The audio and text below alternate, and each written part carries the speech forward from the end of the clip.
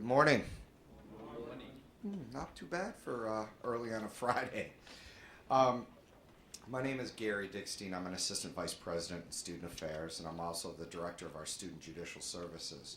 Let me start by saying that I hope I will never have the pleasure of any of your company in my office, officially speaking, because I deal with student discipline issues predominantly. And so if there are situations where students are involved in incidences where there might be violations of our policies or procedures, you get the pleasure of my company to discuss those and try and resolve those. So I hope that the only time I see you is in the UCIE office or at some other event and not in my office.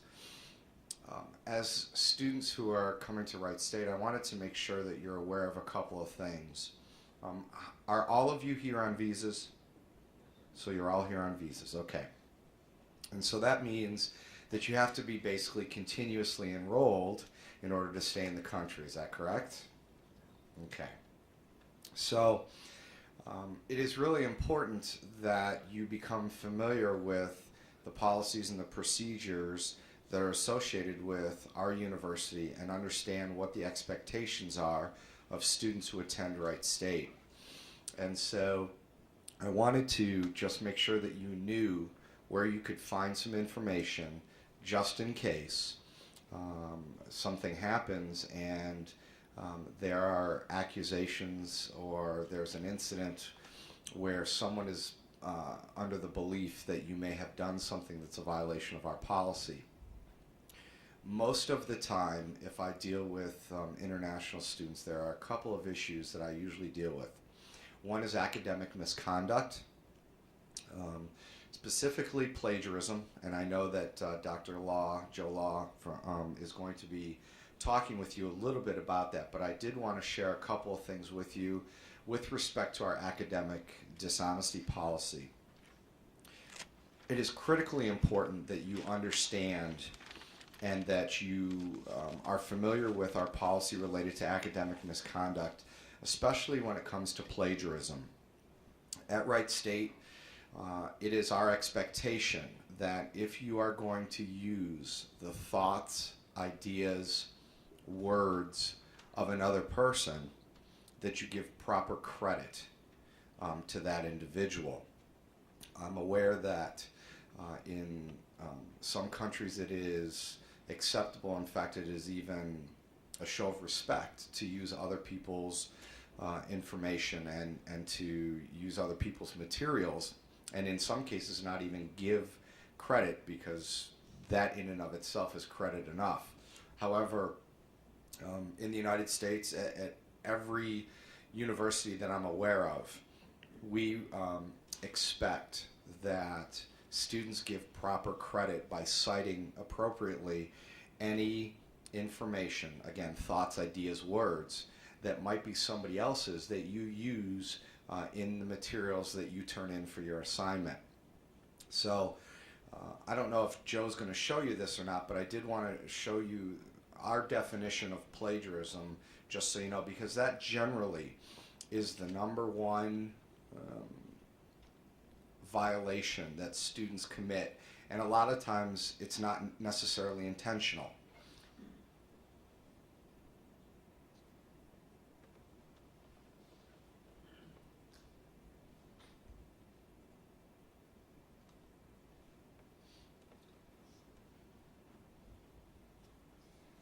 First, if you can see under A, it talks about the following recommendations are made for students. And so those are going to be some suggestions that are well worth you knowing and understanding. And again, I'm giving you this information because I think information is important. If you need to use it and you have it, then you can. If you need the information and you don't have it and you need to use it, then you can't, and that's a problem. So I fully expect that all of you will be excellent students and that we won't have any problems. But a lot of times we get students, especially international students, who will come in and they will say, I didn't know, or I thought this. And unfortunately, that rationale or excuse, whatever the term is that you want to use, is not acceptable. And so you need to be aware, you need to know. And so these are just some of the examples and recommendations that we make to students.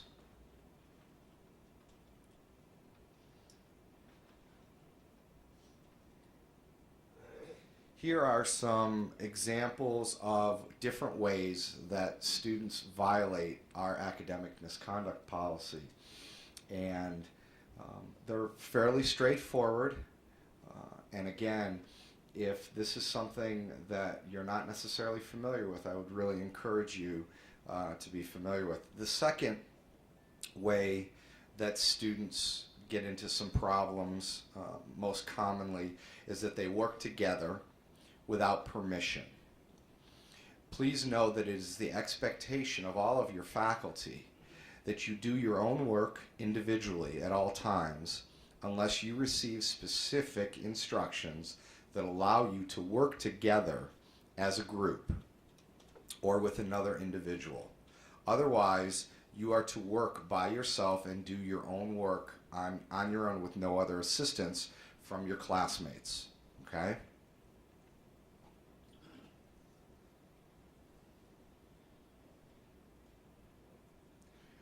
I just highlighted for you basically what I had shared with you a little bit earlier in quoting, paraphrasing, or otherwise using the words or ideas of another as your own without acknowledging or properly citing. I'm not going to go into how to properly cite. That, again, is a responsibility as a student at the university. You have a responsibility to understand and know how to properly cite.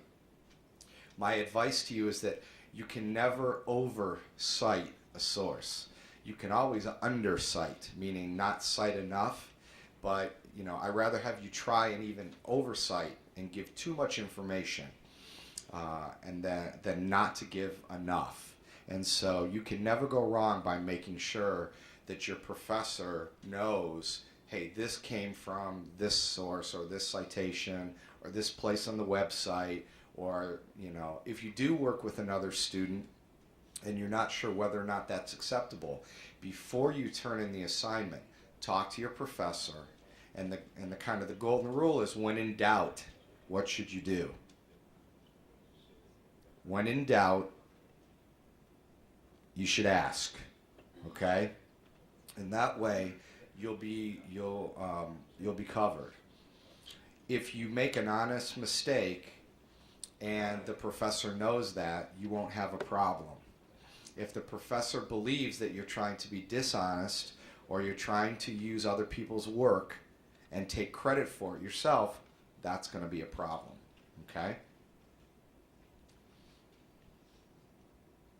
Along those same lines, we have had some issues in the past with certain groups of students working together.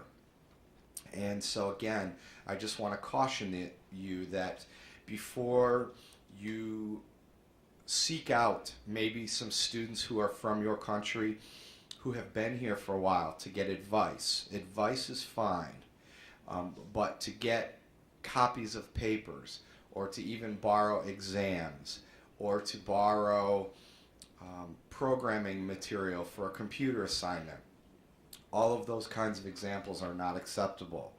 And they're all things that have happened to some of our students while they've been here. And so by me sharing this with you, I'm trying to help you understand that if you do these things, there's going to be a problem. How many of you are graduate students? Pretty much all of you, for the most part, are graduate students? Okay. So there is very little forgiveness, if you will, for graduate students when they do things that they're not supposed to do. The expectation is, as adults, you know what is expected of you. As I look around the room, I don't see too many people who are 18, 19, 20 years old. And so the expectation is that because of your experiences, because of your knowledge, that you should not be participating in any behavior that is not okay with the customs and the policies and the procedures of our university. So please do us both a favor and become familiar with our policies and procedures, especially as it relates to the academic work that you're going to do, because that's the reason that you're here. The reason that you're here is to get a degree and either stay in the United States and make a good, home for yourself, and become, or continue in the profession that you're in, and or go back to your country and make a difference there, and make a better place for your family and your country back there. Whatever the case is, we want you to be successful. And so we want you to make sure that you have a clear understanding of what our policies and procedures are. If at any time any of you have questions, or if you are accused of academic misconduct, you have certain rights that you're entitled to, and the policy talks about what those rights are. And so that's another reason why you should know what your rights are. There will be times potentially where a mistake might be made, where somebody might think that you've done something inappropriate when you really haven't. And so in order to protect yourself, you need to make sure that you understand what your rights and responsibilities are. And so you can find that information throughout the policy as well. Okay? Lastly, when you registered for classes, do all of you remember seeing it was an $8 fee for student legal services? Does that ring a bell with all of you? Okay. How many of you waived that fee? Because you could decide that you didn't want it. Did any of you not do that? Okay, so everybody paid the fee pretty much? Okay. Let me make sure briefly that you understand what that fee goes to, because as I looked at your agenda, I saw that no one's speaking to you about that. So I want to make sure that you understand that, because that could be very beneficial to you. It's a student legal services fee. My office is not student legal services, but there is an office on campus that will provide you with free legal advice. They are trained attorneys. There are 2 of them. And so if you have questions about legal issues, maybe all of you are going to be living in apartments probably somewhere, or in houses, and you have a problem with your landlord and you want to get some legal advice. Maybe you get pulled over for violating a traffic law that you weren't familiar with in the United States, and you want to get some advice before you go to court. If you have to go to court for some reason, you should never go to court by yourself. You should always be represented. And Student Legal Services, based on that $8 fee, will represent you in court for free. So all you have to do is go and make an appointment and tell one of the 2 attorneys, this is what happened, and they will help you. Okay? They are not very versed in immigration law and things like visas. That Steve and the people in UCIE will help you with that. But if you have roommate or landlord-tenant issues, or if you have some interaction with the police department, the local law enforcement, they can help you with that. If you have a question about university policy or procedure, come either see me or see Steve or Claudia or somebody else in UCIE, okay? Any questions that you have? All right, I know that you're going to get a lot of information thrown at you today, and let me be one of, I'm sure, many people that just say, welcome to Wright State. I've worked here 16 years. I think it's a great place to work. I think it's I graduated from here with my master's degree. I think it's a great place to go to school. And I wish you the best of luck. And if there's anything that I can do outside of these issues, please feel free to stop by my office, and I'll be glad to try and help you, and have a great day. Thanks. Thank you.